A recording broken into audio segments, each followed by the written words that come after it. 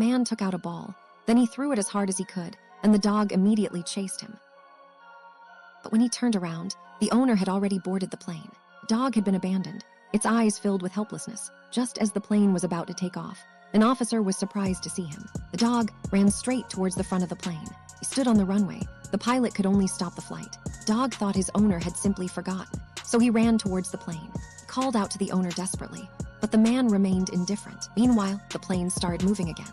This time, the dog couldn't catch up anymore. He could only watch his master leave, but he still couldn't believe that he had been abandoned. The next day, another Elias 18 aircraft landed again. The dog was standing at the exit, trying to find its owner in the crowd. The passengers stayed away from him. Not long after, airport security arrived. They treated him roughly and took him into custody. The child saw the incident. He felt very sorry for the poor dog, so he let him go.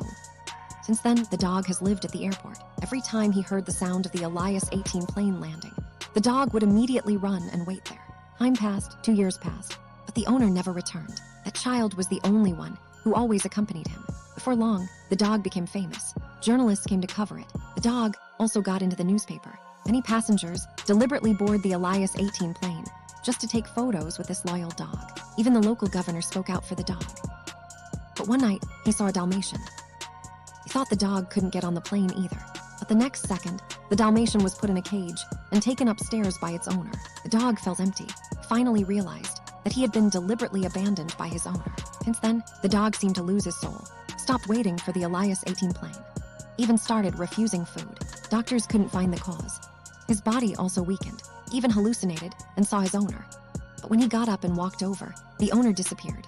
That night, it rained heavily. The dog lost hope of living.